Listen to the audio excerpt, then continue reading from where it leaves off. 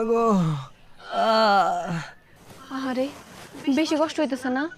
আর একটু সহ্য করো। পেটে যখন বাচ্চা থাকে তখন একটু ব্যথা হইবই। ও বাবা, বেশি কষ্ট পাইতেছোস? মনে হইতেছে পেটটা ছিঁড়া দেবো এমন লাগতেছে। একটু পরে ব্যথা ঠিক হয়ে যাবে। এই যে বাচ্চা যখন পেটের মধ্যে খেলা করে, নড়াচড়া করে, তখন এরকম একটু ব্যথা করে, আবার পরে ঠিক হয়ে যায়। তুই যখন তোর মার পেটে আসছিলি তখন তোর মারও এরকম ব্যথা পাইতো, কষ্ট পেত। কিন্তু বাবা পেটের মধ্যে হাত দিলে আমি তো কোনো নড়াচড়া দেখতেছি না। দেখেন না কি কথা কয়।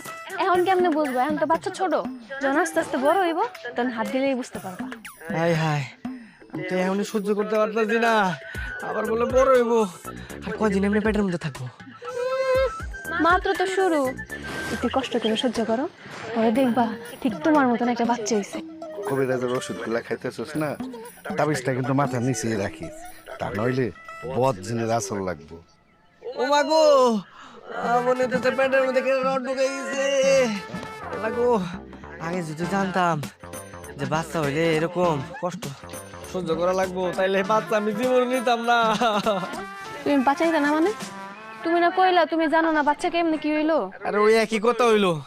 আমি যদি জানতাম যে বাচ্চা হয়ে নিলে মানে বাচ্চা পেটে থাকলে এত কষ্ট, তাহলে কবিরাজের ওষুধ খেয়ে বাচ্চা নষ্ট করে ফেলাইতাম। বাজে বাজে কথা কয়। আল্লাহ ভালোবাসা তোর মতন ছেলের পেটে একটা বাচ্চা দিছে, এসে বাজে বাজে কথা কয় না বাবা। হ্যাঁ বাবা, এখন তো তুমি কই ভাই বাচ্চাটা আমার পেটে না, যদি তোমার পেটে তো তাহলে বুঝতাম মজাটা কেমন। এখন তো তোমার হয় নাই, খালি কইতাছো তুমি।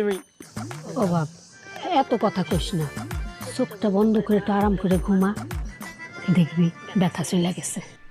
আল্লাহ, দাঁড়াও আমি কইতরি কই দিতেছি। হ্যাঁ, ও কইতরি, কইতরি কইছে মা আর খেলা করন লাগবো না। তুমি বুঝতেছো না তোমার বাবার কষ্ট হইতেছে? লক্ষ্মীমের মতন ঘুমায় যাও। হ্যাঁ